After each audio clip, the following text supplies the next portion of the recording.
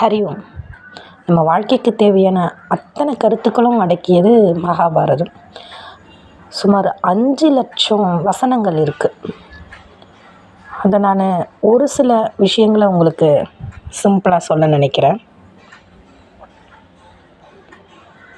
நீங்கள் ஒரு பெண்ணாக இருந்தாலும் சரி, ஆணாக இருந்தாலும் சரி, நீங்கள் ரொம்ப ஏழையாக இருந்தாலும் சரி, பணக்காரனாக இருந்தாலும் சரி, நீங்கள் உங்கள் நாட்டில், அதாவது இந்திய மண்ணில் இருந்தாலும் சரி, இல்லை வெளிநாட்டை சேர்ந்தவங்களாக இருந்தாலும் சரி, நீங்கள் ஒரு மனுஷனாக இருந்தால் மகாபாரதத்தில் இருக்கக்கூடிய இந்த விஷயங்களை புரிஞ்சு நடந்துக்கிட்டால் உங்களோட வாழ்க்கை ரொம்ப சிறப்பாக இருக்கும். உங்கள் குழந்தைங்க நியாயம் இல்லாத விஷயங்களை வேணும் அப்படின்னு ஆசைப்படுறாங்க, தேவையில்லாத விஷயத்தெல்லாம் ஆசைப்படுறாங்க அப்படின்னா அந்த நேரத்தில் அவங்களோட ஆசையை புரிய வச்சு அதை கட்டுப்படுத்தணும். அப்படி இல்லைன்னா அவங்க ஆதரவற்றவனாக ஆயிடுவாங்க. காரணம், நிறைய சுமை உங்கள் மேலே ஏறிடும். அவங்களுக்கு தேவையில்லாத விஷயங்களெல்லாம் செய்து சுமைகள்லாம் உங்களுக்கு அதிகமாகி அவங்க அந்த கௌரவர்கள் மாதிரி ரொம்ப வருத்தப்படுவாங்க.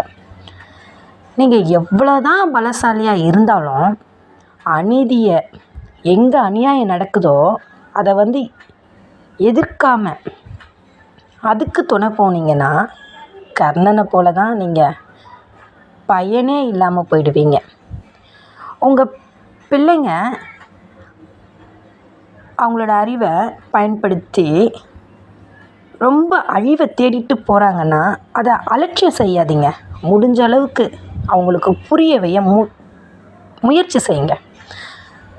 அஸ்வவத்தன்னா ஓகே, அறமற்ற அநியாயக்காரங்கிட்ட அதிகாரத்துக்கு பணிஞ்சு ஏற்றுக்க வேணாம். எந்த ஒரு வாக்குறுதியும் தேவையில்லாமல் நம்ம யாருக்கும் கொடுக்க வேணாம். ஏன்னா சூழ்நிலைகள் எப்போ வேணாலும் மாறும். அதனால் வாக்குறுதியை கொடுக்காதீங்க. அப்படி நடந்துக்கிட்டிங்கன்னா பீஷ்ம பிதாமர் மாதிரி தான் அவதிப்பட வேண்டியிருக்கும். செல்வம், பதவி, அதிகாரம், தவறு செய்கிறவங்க, துஷ்பிரயோகம் செய்கிறவங்க, இவங்கெல்லாம் கண்டிப்பாக அழிவை சந்திச்சே ஆகணும். துரியோதனை மாதிரி. ஒரு குருடன் அதிகார கடிவாளத்தை எப்போவுமே, அதாவது குருடனா எப்படின்னா செல்வம், சுயநலம், அறிவு, பற்று, காமம், அந்த மாதிரியெல்லாம் ஒரு எண்ணம் வச்சுருக்கவன் எப்போவுமே அழிவை தான் சந்திச்சே தீருவான். திரிதாஷ்டரனா அப்படின்னு. அறிவோட ஞானம், இறைவனுடைய பற்று, இறைவன் மேலே ஒரு நம்பிக்கை, அவர் நம்மளை எப்பவும் காப்பாற்றுவார் அப்படின்னு செயல்பட்டோன்னா கண்டிப்பாக அர்ஜுனன் மாதிரி வெற்றி நிச்சயம் உங்களுக்கு. வஞ்சம், இந்த சூது, இது எல்லா நேரத்துலையும் நம்மளுக்கு வெற்றி கொடுக்காது. சகுனியை போல் சறுக்கி விட்டுரும். நீங்கள்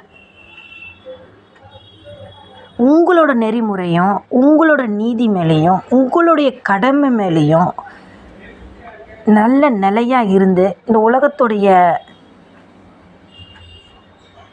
தீங்குக்கு எந்த விதமான முயற்சியும் செய்யாமல் நல்லதை மட்டுமே நீங்கள் பண்ணும்போது யுதிஷ்டரை போல்